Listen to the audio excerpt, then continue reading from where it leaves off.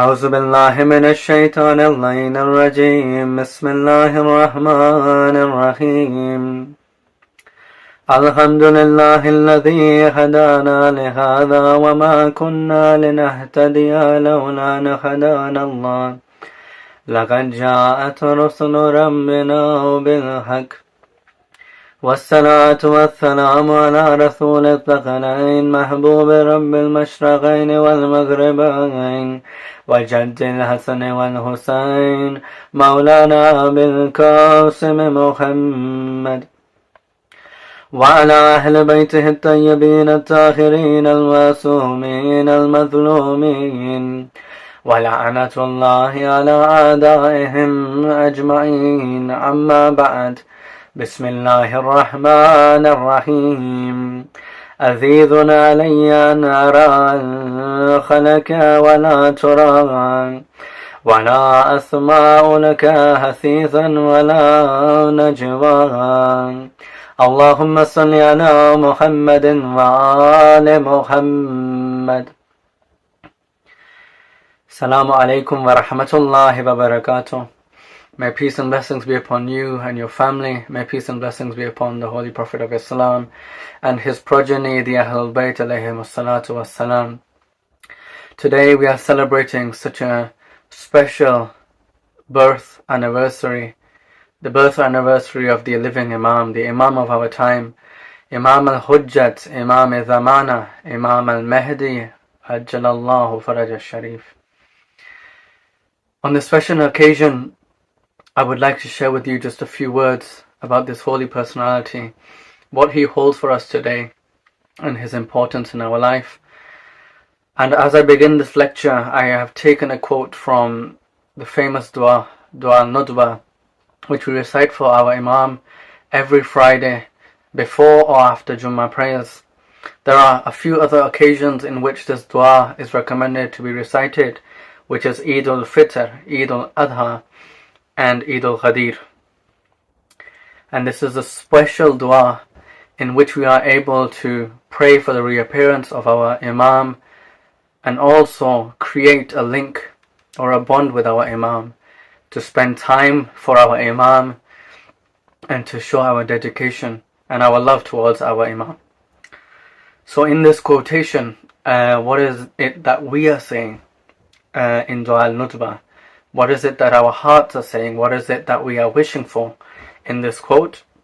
The quote says, عَزِيزٌ عَلَيَّ أَنْ أَرَى الْخَلَقَ وَلَا تُرَى. It is hard for me, it is hard for us, that we can see every single creation of Allah subhanahu wa ta'ala.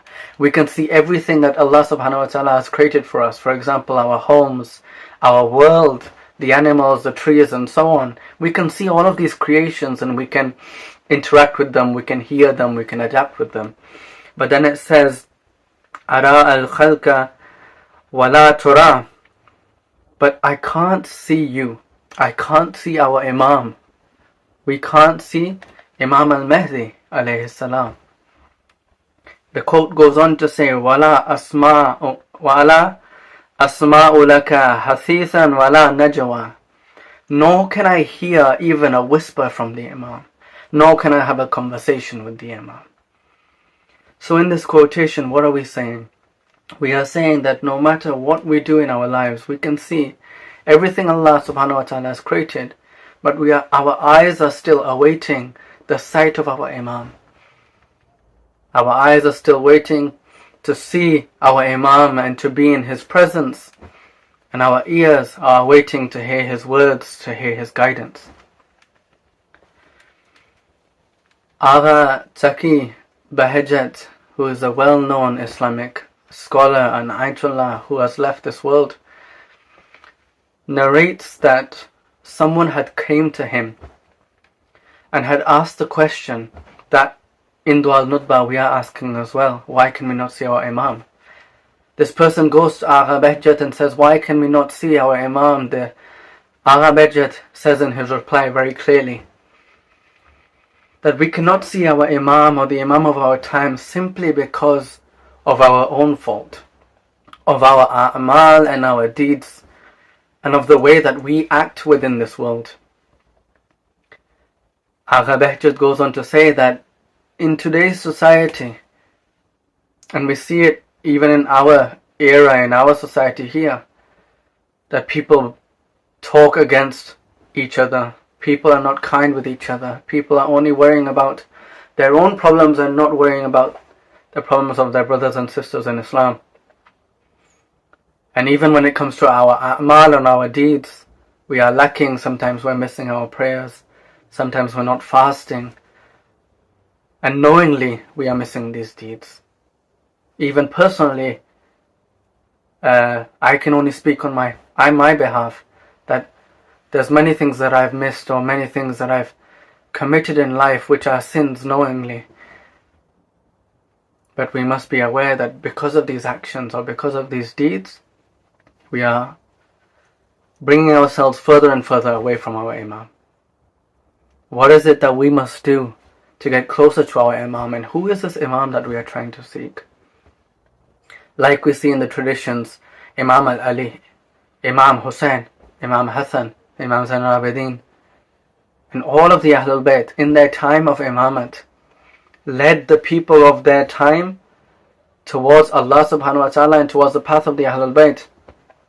And even in those times there were people who supported those Imams, but there were also people who would go against the Imams. And what does it say in our tradition? Especially when the Imam of our time reappears, it will be the same. There will be people like us who will be ready to follow him, who will recognize him, who will stand by him and be part of that 313 companions of him. But there will still be people who reject that he is the Imam and we should follow him. Imam Mehdi is the hope of our heart. He says himself to Allah subhanahu wa ta'ala, "Oh Allah, these Shia, these people are all that I have. I will look after them." The Imam today is with us. He's present. He sees what we're doing. He sees where we're going. He sees our actions that we try to hide from others. Are we ensuring that those actions are secrets that we want to keep and we are proud of? Or are those actions that, if got out in public, we would be ashamed of? So on this special occasion, on the occasion of Imam al-Mehdi, this personality that we're celebrating, we are celebrating a direct connection to Allah subhanahu wa ta'ala, a direct connection to the right path. Because when he returns, everything that we see wrong in this world today, he will amend. All the oppression that has happened in this world, including the oppression of Karbala, he will bring justice to. We are not just awaiting someone to tell us what to do. We are awaiting someone who will turn every wrong into right. He will secure the safety of all his people. Today, in many places that we are worrying, we don't have money, or we don't have a house, or we don't have things that we need to survive. What is it that we truly need to do? We need to turn to our Imam and say, "Oh Imam, we're stuck now, but we're waiting for you to come because we know that you will fix these problems for us." Many of our scholars in their lectures, they narrate that even if it's just a few minutes in your day, to remember your Imam and to keep him close to you. Because in this world, what people can do and the support that people give is very limited. But the support that the Ahlul Bayt, and especially the Imam of our time, can give us, it is stronger than any other support that we will get. So what is one way that we can bring ourselves closer to the Imam? And as narrated in many different books, especially the books of Bihar al-Anwar and the sayings of our Ahlul Bayt, is to stay away from those wrong deeds. But not only stay away from those wrong deeds that we do on a recent and daily basis, but to acknowledge them and to say astaghfar for them, to ask forgiveness for them. We must be aware of now that what we are doing, the same way that we await for the permission to go on ziyarat to Karbala on Arba'in or Ashur, we must have that same passion or that same will or that same wish to be joint with our Imam. We must be waiting with that same power and that same emphasis that we want. We truly want to see our Imam. We don't want anything else. That balance that we have, for example, in our lifetime, especially for the youth who might be watching this, where we're told to balance our education, our family time, our social time, and other things. Within those 24 hours, balance a time for Allah subhanahu wa ta'ala and ensure that you are spending time for our Imam Zamana Ajalallahu Faraja. Simple things from attending a Jummah prayer, reciting Dua al-Nudbah. And there's another tradition which says the father of Grand Ayatollah Sistani, he said that for 40 days I will ensure that I'm reciting Ziyarat Ashura, and I'm reciting this ziyarat with the intention that it will give me the opportunity to see the Imam of my time, Imam al-Mehdi Ajalallahu Faraja. This Grand Ayatollah was one day reciting this Ziyarat Ashura, within a masjid. And as he was reciting this Ziyarat, he saw from a distance there was a house, and from that house there was a light, no like any other light. It was bright and it was beautiful. The Ayatollah quickly finishes his Ziyarat and rushes toward that house from where the light is coming from. Outside the house there are a few people mourning. He asks those people, "What are you crying about? What are you mourning?" And they reply that there has been a death in this house and we have come to mourn that death. This Ayatollah then gives his sorrows and says to the family, "I am sorry for your loss," and enters the house. He sees on the floor that there's a body laying there, and you can tell that this body has recently left and the soul has recently descended into the heavens. This has been a recent death. But as he looks up from that body, he sees that light, and he sees that the Imam of the time, Imam al-Mehdi, is stood there. And he is the only person out of all those other people there who recognize that he is the Imam. Because of that Ziyarat Ashura for 40 days, he was able to then complete his intention and was able to see the Imam. He says salam to the Imam and the Imam replies. Simply for 40 days, just reciting one Ziyarat, with the purest of intentions, we are able to see our Imam. But the Imam says something to that Ayatollah which is very eye-opening. He says, "Look, don't only do your a'mal with the intention to see me. Do your a'mal with the purest of intentions, and I myself will come and see you. You don't need to ask that I'm doing this in order to see my Imam. As long as you are following the path of Allah subhanahu wa ta'ala, you are completing your a'mal in the way that the Ahlul Bayt have taught and the way that the Quran has taught us, I will come to you." And like we said in the beginning of this lecture, "Adidun alayya an ara al-khalqa wa la tura." I can see everything but I cannot see you. To fulfill this wish, all we have to do is to stick to what we are told, to stick to what is right for us, but not only be good in our amal, but be good in our akhlaq with one another. Be aware of one another, support one another. If we truly want to attend that assembly of 313, part of the followers, but all of the supporters of Imam al-Mehdi when he reappears, then we must acknowledge where we are trying to head.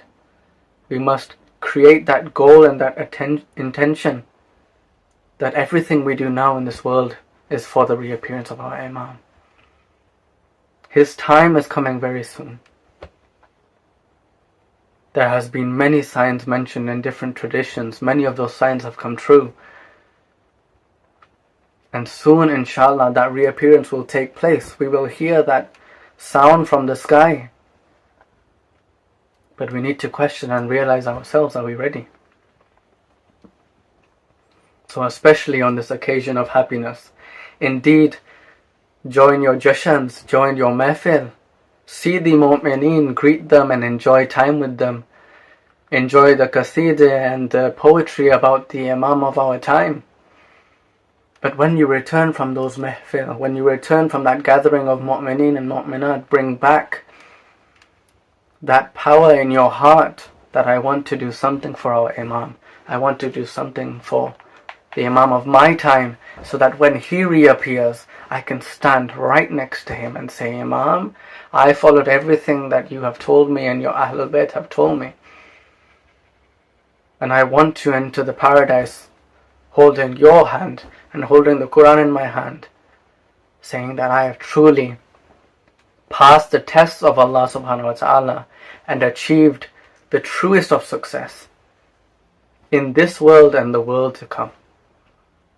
So we pray to Allah subhanahu wa ta'ala, may Allah subhanahu wa ta'ala give us the tawfiq to purify our hearts in such a way that we're not only able to follow in the steps of the Ahlul Bayt, but we are able to repair all our drawbacks and our faults. We are able to repair the cracks within our hearts and lead us towards the Imam. May Allah subhanahu wa ta'ala bless everyone in this world on this happy occasion with happiness and joy, with that connectivity within mu'mineen and mu'minat, within your brothers and your sisters and your family. And may Allah subhanahu wa ta'ala grant us that connection with the Imam of our time and allow us to be stood with him on the day of his reappearance. Assalamu alayka ya Imam al-Zaman.